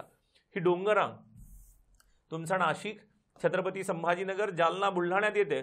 बुलढाण्यातून एक शाखा अकोला, वाशिम मार्गे यवतमाळमध्ये येते, तर दुसरी शाखा परभणी, हिंगोली मार्गे नांदेडला यायला सुरुवात करते. आणि ही दक्षिणेकडची शाखा काय म्हणून ओळखली जाते? निर्मल डोंगर रांग म्हणून. कुठे? निर्मल म्हणजे नांदेड जिल्हा आला. म्हणजे ही कुठली आहे? तर सातमाळा अजिंठाची डोंगर रांग आहे. कुठली असेल तर सातमाळा अजिंठाची डोंगर रांग. सातमाळा अजिंठा म्हणजे कोण आलं? तर पर्याय क्रमांक 3 आला. कोण आलं? तर सातमाळा अजिंठा, पर्याय क्रमांक 3. डोंगर रांगा लक्षात ठेवा. तोरणमाळ, गाविलगड, सातमाळा अजिंठा, हरिश्चंद्र बालाघाट आणि शंभू महादेव. कोणत्या डोंगर रांगा कोणत्या नद्यांना वेगळं करतात ही गोष्ट माहिती पाहिजे. कोणती डोंगर रांग कोणत्या शिखरापासून सुरू होते हे माहिती पाहिजेत. आणि जर काही 1-2 वैशिष्ट्य असतील तर ती प्रत्येक डोंगर रांगेची वैशिष्ट्ये तुम्हाला क्लिअरली माहिती असणं आवश्यक आहे. ही गोष्ट बघून घ्या. हमखास प्रश्न असतात त्याच्यावरती. पर्याय क्रमांक 3. 16. वाशिम जिल्हा आला. वाशिम जिल्ह्याला सीमा लागून असणाऱ्या जिल्ह्यांचा घड्याळाच्या काट्याच्या दिशेने म्हणजे कुठल्या सेन्सने? क्लॉकवाईज सेन्सने. कुठल्या सेन्सने जर बघाल तर क्लॉकवाईज सेन्सने क्रम ओळखा. बरोबर. आधी जिल्हे बघा. वाशिमला कुठले कुठले जिल्हे आहेत हे रॅन्डमली तरी आठवून घ्या. वाशिमला अमरावती लागून आहे, यवतमाळ आहे, हिंगोली आहे, बुलढाणा आहे. ते जर बघाल तर ही नावं माहिती असायला पाहिजेत. मग बुलढाणा तर दिसतोय, अकोला दिसतोय, यवतमाळ दिसतोय. नांदेड लागून आहे का? नाही. आधी इथं इलिमिनेट करा पर्याय. घड्याळाच्या काट्याच्या दिशेने क्रम तर नंतर बघू आपण, पण आधी पर्याय इलिमिनेट करा अशा ह्याच्यामध्ये, कारण कन्फ्युजन कमी होईल. नांदेड नाही, मग अकोला, हिंगोली, पुन्हा इथं नांदेड आलं म्हणजे हाही पर्याय गेला. बरोबर. उत्तर सोपं करायला सुरुवात करा. अशा प्रश्नांमध्ये आपण काय करतो? प्रत्येक पर्याय चेक करत बसतो आणि प्रत्येक पर्याय क्लॉकवाईज मध्ये आहेत का बघण्याचा प्रयत्न करत नाही. जाणीवपूर्वक तुम्हाला एमपीएससीने पर्याय असे दिलेले असतात इथं जर बघाल तर, आणि पर्यायावरून जाता आलं पाहिजे तुम्हाला. आधी पर्याय इलिमिनेट करा. इथं इलिमिनेट कुठला झाला? नांदेड नाहीये वाशिमला लागून. मध्ये कोण आहे? नांदेड आणि मध्ये कोण आहे? तर हिंगोली आहे. हिंगोली. बरोबर. म्हणजे नांदेड गेला. आता यवतमाळ, हिंगोली, बुलढाणा, अकोला जर बघाल तर अमरावती. यवतमाळ, वाशिमला जर बघाल तर तुमचा यवतमाळ, हिंगोली, बुलढाणा. चला ठीक आहे, हे जिल्हे लागून आहेत. खाली कुठला पर्याय इलिमिनेट होतोय का? पुन्हा नांदेड आलं भाई. पुन्हा नांदेड गेला. तुम्हाला क्रम लय जास्त बघण्याची गरज नाही. प्रिलिम्सला तुम्हाला पर्याय इलिमिनेट करता आले ना. क्लॉकवाईज सेन्स एखाद्या वेळेस जरी माहीत नसेल, हा क्रम तर बघून जा. मी प्रत्येक टेस्टमध्ये सांगतोय. मी ऑफलाईन ऑनलाईन सगळ्या लेक्चरमध्ये सांगितले, जिल्हे बघा. जिल्हे बघा, जिल्ह्यांचा क्रम बघा, आणि तुम्हाला प्रिलिम्सला जनरली असं इलिमिनेट करता आलं पाहिजे. इलिमिनेट करता आलं तर तुमचं उत्तर काढणं सोपं जाईल. आणि तुम्ही जर प्रत्येक वेळेस चेक करत बसाल तर खूप सारा वेळ जायला सुरुवात होईल. पटकन बघा, नांदेड नाही, नांदेड नाही, नांदेड, आणि जाणीवपूर्वक असे पर्याय देते एमपीएससी. एमपीएससीलाही माहिती आहे की 60 मिनिटांमध्ये 100 प्रश्न सोडवायचे आहेत. हे काही साधं काम नाही, सोपं काम नाही. त्याच्यासाठी मग पोरांना काय जर बघाल तर पर्याय कुठं ना कुठेतरी काहीतरी लूज देऊन ठेवले पाहिजेत. पण ते लूज पर्याय, चुकीचे पर्याय तुम्हाला शोधता आले पाहिजेत. आणि ते पर्याय संपला. उत्तर तुमचं कोण आलं? लावा क्रम. यवतमाळ, यवतमाळ नंतर हिंगोली, हिंगोली नंतर कोण असेल तर तुमचा अकोला, अकोला नंतर कोण असायला पाहिजे? बुलढाणा. जर बघाल बुलढाणा, बुलढाणा नंतर अकोला, अकोला नंतर कोण असेल? तुमचा अमरावती. सिंपल. पर्याय क्रमांक 3 काढून बघा. यवतमाळ, हिंगोली, बुलढाणा, अकोला आणि अमरावती, ह्या 5 जिल्ह्यांची सीमा वाशिमला लागून आहे. हा क्रम योग्य असेल आणि तोही घड्याळाच्या काट्याच्या दिशेने, तोही घड्याळाच्या काट्याच्या दिशेने. बरोबर. यवतमाळ, हिंगोली, बुलढाणा, अकोला, अमरावती. सिंपल. इथं आहे तुमचा वाशिम. बरोबर. इथे तुमचा वाशिम. वाशिम परभणी लागून नाही, मध्ये हिंगोली आहे. वाशिम परभणी लागून नाही, मध्ये कोण आहे? मध्ये आहे हिंगोली जिल्हा. इथं हिंगोली जिल्हा, त्याच्यामुळे हे वेगळे झाले. क्लिअर. तुमचा नांदेड तर फार खाली राहिला, तुमचा हिंगोली आणि यवतमाळमुळे. बरोबर. तर पर्याय क्रमांक कोण असेल तर पर्याय क्रमांक 3 हे उत्तर असेल. प्रश्न आणि पर्याय नीट बघा, डोकं जाग्यावर ठेवा. उत्तर तिथंच असतं. सोप्या पद्धतीने उत्तर काढता आलं पाहिजे, अवघड पद्धतीने नाही. अवघड पद्धतीने येईल पण उत्तर, वेळ खूप जाईल. त्याचा परिणाम दुसऱ्या पार्टवरती व्हायला सुरुवात होईल कुठं ना कुठेतरी. 17व्या प्रश्नाकडे जाऊयात. पुढील विधानांचा विचार करा. नीट बघा काय म्हणतायत विधानं. 1 जानेवारी 1981 कुलाबा जिल्ह्याचं नाव बदलून रायगड करण्यात आलं. कुलाबाचं नाव रायगड करण्यात आलं हे बरोबर आहे, पण डेट बरोबर आहे का? नाही. ही डेट आहे 1 जानेवारी 1981. बरोबर. म्हणजे विधान काय असेल? चुकीचं असेल. बरोबर. त्याच्यानंतर जरा नावं बदलल्याची गोष्ट लक्षात ठेवा. कोणत्या जिल्ह्यांची? कुलाबाचं रायगड झालं. बरोबर. त्याच्यानंतर चांदाचं चंद्रपूर झालं. त्याच्यानंतर आत्ता जर बघाल तर औरंगाबादचं छत्रपती संभाजीनगर झालं, उस्मानाबादचं धाराशिव झालं, त्याच्यानंतर अहमदनगरचं अहिल्यानगर झालं. ही गोष्ट. ह्याच्या आधी कोणाचे नावं आहेत जर बघाल तर प्रतिष्ठान होतं, पैठण झालं, मोमिनाबाद होतं, अंबेजोगाई झालं. अशी कुठली कुठली नावं बदलली आहेत. ही नावं लक्षात ठेवा. जरा हा ट्रेंड आहे, याच्यावरती प्रश्न येऊ शकतो. पेपर सेटरच्या डोक्यात येऊ शकतं, अरे हे चालू आहे सध्या, तर ह्याच्यावरती लोकांना अवेअर आहेत का नाही ही गोष्ट. कुठल्या कुठल्या ठिकाणांची नावं बदलली आहेत आणि काय नावं आहेत ही गोष्ट पण माहिती असायला पाहिजे. हे तर विधान चुकीचं असेल. 91 नाही तर 81 आहे. सन 1956 साली मुंबई सौराष्ट्र कच्छ राज्याची स्थापना झाली. 56ला स्थापना आहे, पण 56ला स्थापना कोणाची आहे? मुंबई सौराष्ट्र कच्छ राज्याची आहे का? नाही. द्विभाषिक मुंबई राज्याची आहे. जर बघाल 1 नोव्हेंबर 1956 द्विभाषिक मुंबई राज्य कोण असेल तर द्विभाषिक मुंबई राज्य. ही गोष्ट लक्षात ठेवा. मग आता मुंबईची रचना बघा. आधी कोण होतं? आधी मुंबई इलाका होता. कोण होता? तर मुंबई इलाका होता. त्याच्यानंतर जर बघाल तर कोण आलं तुमचं? मुंबई प्रांत आला. मुंबई प्रांत. मुंबई प्रांत नंतर कोण आलं? मुंबई सौराष्ट्र आणि कच्छ राज्य आलं. त्याच्यानंतर कोण आलं? द्विभाषिक मुंबई राज्य आलं. मुंबई कोण आलं? द्विभाषिक मुंबई राज्य आलं. आणि मग कोण आहे तर संयुक्त महाराष्ट्राची स्थापना आहे. कोण असेल तर संयुक्त महाराष्ट्र 1 मे 1960ला. हा क्रम लक्षात ठेवा. इलाका, प्रांत, मुंबई सौराष्ट्र कच्छ राज्य, त्याच्यानंतर द्विभाषिक मुंबई राज्य आणि कोण असेल तर संयुक्त महाराष्ट्र. ही गोष्ट माहिती असायला पाहिजे. ही गोष्ट लक्षात ठेवा. मुंबई इलाका, मुंबई प्रांत, मुंबई सौराष्ट्र कच्छ राज्य, त्याच्यानंतर द्विभाषिक मुंबई राज्य आणि महाराष्ट्र. इथे जर बघाल मुंबई सौराष्ट्र जर बघाल इथं 1951ला किती असेल तर 1951ला, 56ला नाही, 56ला तुमचं द्विभाषिक आहे. 1 मे 1960ला जर संयुक्त महाराष्ट्र आहे. जर बघाल हे 51ला, हे 1900 इथं जर बघाल तर, आणि हे 1911ला. 11, 41, 51 जर बघाल तर त्याच्यानंतर 56 आणि 60. ही गोष्ट म्हणजे हेही स्टेटमेंट काय असेल? चुकीचं असेल. बरोबर. कोकण हा डोंगर दऱ्यांनी परंतु कमी उंचीचा सखल प्रदेश आहे. नीट वाचा आता. कोकण हा डोंगर दऱ्यांनी व्यापलेला आहे. बरोबर. अधूनमधून डोंगरांगा. दक्षिण कोकण तर जास्त डोंगराळ प्रदेश आहे, रत्नागिरी सिंधुदुर्गवाला. बरोबर. परंतु कमी उंचीचा सखल प्रदेश आहे. कोकण मैदानी प्रदेश आहे. मैदानी प्रदेश. कोकण कोण आहे? मैदानी प्रदेश आहे. आणि संपूर्ण मैदानी प्रदेशाची उंची 300 मीटरपेक्षा कमी असते.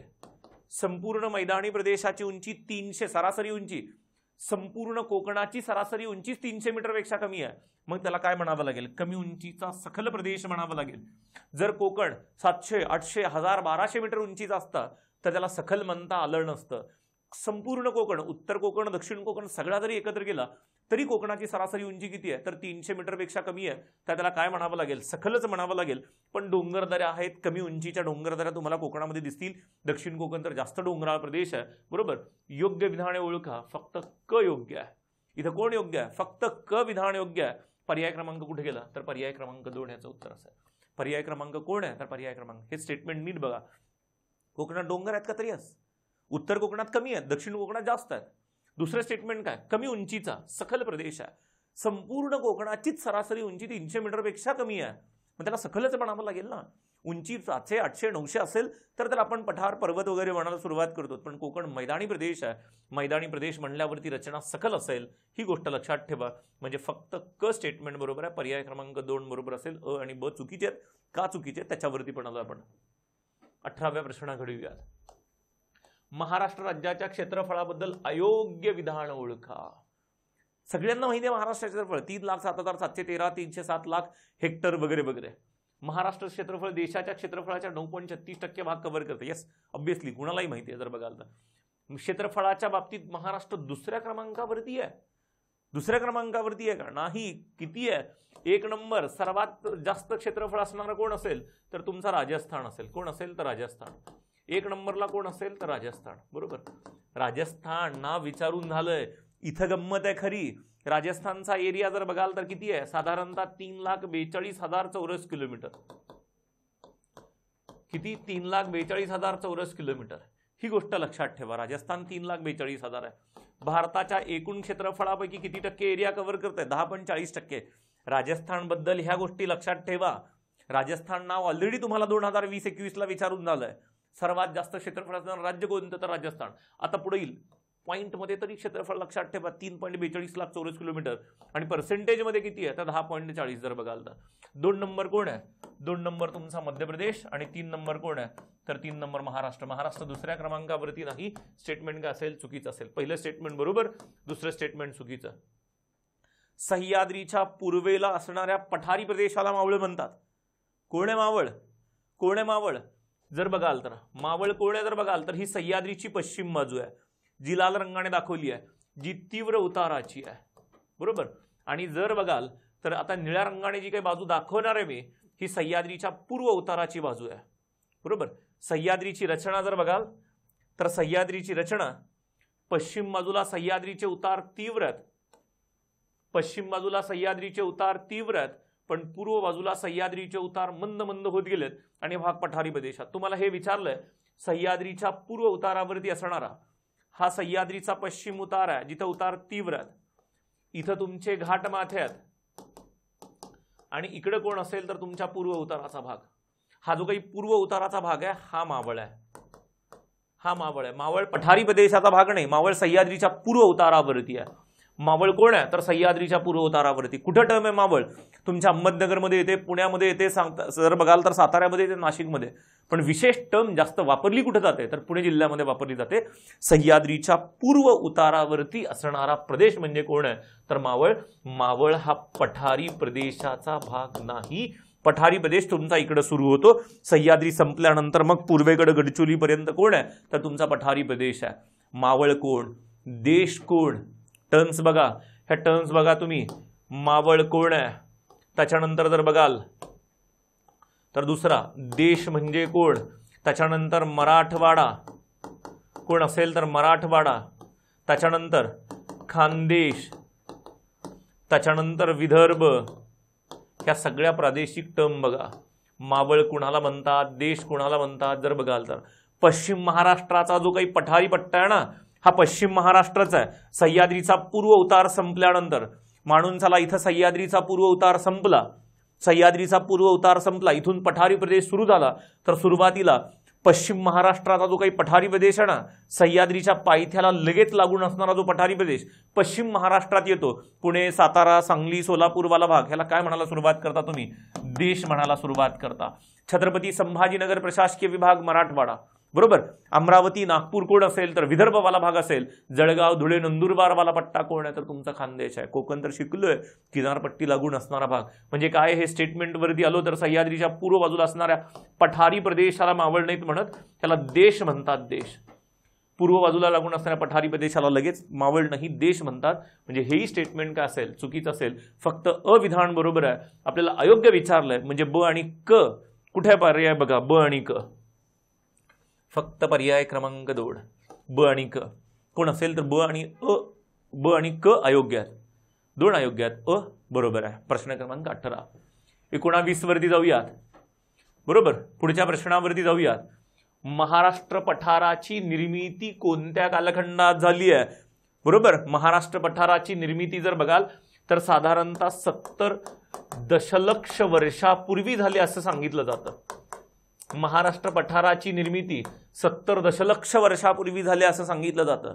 मग तुम्हाला तो टाइम पिरियड माहिती असायला पाहिजे. कोणता टाइम पिरियड आहे. कार्बनिफेरस कालखंड आहे. कार्बनिफेरस कालखंड 360 दशलक्ष वर्ष ते 286 दशलक्ष वर्ष हा कार्बनिफेरस कालखंड आहे. ह्याच्यामध्ये 70 दशलक्ष आलं का नाही. टर्शरी कालखंड कोण आहे. 66.5 दशलक्ष वर्ष कोण असेल तर नीट बघा. सॉरी टर्शरी कोण आहे. 66.5 ते 1.6 दशलक्ष वर्ष. ह्याच्यामध्ये तरी 70 येत आहे का नाही. ह्याच्यामध्ये येत नाही. ह्याच्यामध्ये येत नाही. पर्मियन कालखंड कोण आहे बघा. पर्मियन कालखंड 286 ते 245 दशलक्ष वर्ष. इथं 70 दशलक्ष येत आहे का नाही. मग क्रिटेशियस कोण आहे. 144 ते 66.5 दशलक्ष वर्ष. इथं तुमचा 70 दशलक्ष वर्ष आणि त्याच्या आधीचा कालखंड येतोय. 70 दशलक्ष वर्ष इथे येत आहे का. यस. म्हणून महाराष्ट्र पठाराची निर्मिती कोणत्या कालखंडातली असं म्हणतो आपण. क्रिटेशियस कालखंडातली आहे. 70 दशलक्ष वर्षाचा एक टाइम पिरियड सांगता येत नाही. ह्याचा टाइम झोन सांगितला जातो साधारणतः. ह्याचा एक्झॅक्ट जर बघाल तर महाराष्ट्र पठार 135 दशलक्ष वर्ष ते 70 दशलक्ष वर्ष ह्या कालखंडात निर्माण झालं. टाइम कालावधी सांगितला जातो. टाइम फ्रेम सांगितली जाते. कारण महाराष्ट्र पठार काही 1-2 वर्षात निर्माण झालं नाही. 5-10 वर्षात निर्माण झालं नाही. त्याला लाखो वर्ष गेलेत निर्माण व्हायला. मग तो लाखो वर्षाचा कालखंड कोणता आहे. 135 ते 70. तो कुठे बसतो. तुमच्या क्रिटेशियस कालखंडामध्ये बसतो. मग महाराष्ट्र पठाराची निर्मिती कोणत्या कालखंडातली आहे तर क्रिटेशियस कालखंडातली आहे. ही गोष्ट लक्षात ठेवा. ही गोष्ट माहिती असायला पाहिजे तुम्हाला. पर्याय क्रमांक कोण असेल तर पर्याय क्रमांक 2 हे उत्तर असेल 19व्या प्रश्नाचं. 20व्या प्रश्नाकडे जाऊया. कोकण किनारपट्टी मैदानी प्रदेशाची सरासरी उंची मगाशीच सांगितलं. इथंच होतं आपण आत्ता. यस. कोकण मैदानी प्रदेश जर बघाल तर कोकण मैदानी प्रदेशाची सरासरी उंची कुठे होती तर तुमच्या 300 मीटरपेक्षा कमी होती. बरोबर. म्हणून तर ह्याला मैदानी प्रदेश म्हणतात. मैदानी प्रदेश म्हणून तर हा काय म्हणून ओळखला जातो. सखल उंचीचा प्रदेश आहे म्हणून ओळखला जातो. बरोबर. म्हणजे पर्याय काय असेल. अ विधान बरोबर असेल. महाराष्ट्र पठाराचा उतार पश्चिमेकडून पूर्वेकडे निर्माण झालाय. एखाद्या भागातला उतार जर तुम्हाला कळत नसेल तर सिंपल साधी गोष्ट बघा. त्या भागावरती वाहणाऱ्या नद्या बघा. बरोबर ना. नद्या उतारानेच वाहतात ना. त्या भागावरती नद्या बघा. महाराष्ट्र पठारावरती नदी उगम पावते नाशिकला गोदावरी. वाहत जाते नांदेडकडे. म्हणजे पश्चिमेकडून पूर्वेकडे वाहत जाते. म्हणजे पश्चिमेकडून पूर्वेकडे उतार निर्माण झालाय तर स्टेटमेंट काय असेल. बरोबर असेल. बरोबर. पश्चिमेकडून पूर्वेकडे म्हणतील किंवा एकाच शब्दामध्ये सांगायचं असेल तर महाराष्ट्र पठाराचा उतार आग्नेय बाजूला. आग्नेय म्हणा किंवा पश्चिम पूर्व म्हणा दोन्ही गोष्टी बरोबर असतील.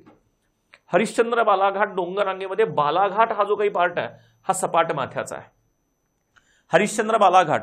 हरिश्चंद्र कुठेपर्यंत तुमच्या अहिल्यानगर जिल्ह्यापर्यंत. कुठेपर्यंत तर अहिल्यानगर जिल्ह्यापर्यंत. कळसुबाई पासून सुरू होते अहिल्यानगरला यायला सुरुवात करते पूर्वेकडे. तोपर्यंत उंची थोडीशी जास्त आहे. अहिल्यानगरवाल्या भागामध्ये उंची थोडीशी जास्त आहे. उंची जास्त असल्यामुळे जर बघाल तर घाट माथे तुरळक सपाट दिसतील. पण जशी ही डोंगरांग पुढे आली बालाघाट म्हणून. बालाघाट कुठं आली बीड. बालाघाट कुठं आली लातूर. बरोबर. बीड लातूर धाराशिवच्या बॉर्डरवरून यायला सुरुवात होते. इकडे जसं जसं तुम्ही आता पूर्वेकडे चाललात अहिल्यानगर बीड लातूरकडे चाललात म्हणजे पूर्वेकडे चाललात. सह्याद्रीपासून दूर चाललात. सह्याद्रीपासून दूर चाललात म्हणजे उंची काय व्हायला पाहिजे. सह्याद्रीपासून दूर चाललात म्हणजे उंची कमी व्हायला पाहिजे. उंची कमी होणार असेल तर तुम्हाला काय दिसायला सुरुवात होईल. सपाट घाटमाथे जास्त दिसायला सुरुवात होतील. बरोबर. म्हणजे बालाघाट ही कशी आहे सपाट घाटमाथ्यांचा भाग आहे. बालाघाट ही डोंगरांग कशी आहे सपाट माथ्या. जास्त उंची नाही पण उंची जरी असली, जर बघाल ज्या भागामध्ये उंची आहे तिथं घाटमाथे कसे दिसतील, असे फ्लॅट दिसायला सुरुवात होतील. सपाट घाटमाथ्यांचा भाग दिसेल बालाघाट. म्हणजे क काय, तर क बरोबर आहे. अ ब क तीनही गोष्टी बरोबर आहेत. आपल्याला काय विचारलंय, योग्य पर्याय निवडा म्हणलंय. विधान अयोग्य, ब क योग्य, त्याच्यानंतर ब योग्य नाही. वरील सर्व विधाने योग्य आहेत. वरील सर्व विधाने योग्य आहेत. पर्याय क्रमांक काय असेल, तर पर्याय क्रमांक 4 बरोबर. हा भाग होता प्रश्न क्रमांक 20. येस, हा सगळा भाग कुठला होता, तर टेस्ट क्रमांक 2चा होता. जेवढे जेवढे पार्ट्स, महत्वाचे पार्ट्स आपल्याला टेस्टच्या माध्यमातून कव्हर करता येतात तेवढे सगळे भाग बघतोय आपण. राजकीयमध्ये, भौगोलिकमध्ये टेस्ट क्रमांक 1 वरती आलो, टेस्ट क्रमांक 2 वरती आलो. ह्या 40 प्रश्नांमध्ये राजकीय आणि भौगोलिकचा प्रत्येक कोपरा ना कोपरा आपण सर्च केला, प्रत्येक भागावरती प्रश्न विचारला बरोबर. तरी सुद्धा तुम्हाला काही कुठली गोष्ट अवघड वाटत असेल राजकीय भौगोलिकमध्ये, मला नक्की कळवा. मला व्हॉट्सअप, टेलिग्रामला मेसेज करा किंवा कॉल करा. कॉल नाही जर समजा जर बघाल तर रिसिव्ह झाला तर मला मेसेज करा, मी 100% रिप्लाय करेन तुम्हाला. लेक्चर कसं वाटलं ह्याची कमेंट करा, ॲपमध्ये कमेंट करा, यूट्यूबवरती सुद्धा कमेंट करा, किंवा मला पर्सनल मेसेज केला तरी चालेल, किंवा आणखी काय कुठल्या गोष्टी असायला पाहिजेत हे सुद्धा कळवा बरोबर. ठीक आहे, ह्या भागापुरता आपण इथंच थांबतोय. पुढच्या भागामध्ये टेस्ट क्रमांक 3 मध्ये आणखी भेटूयात. तोपर्यंत थांबूयात. धन्यवाद.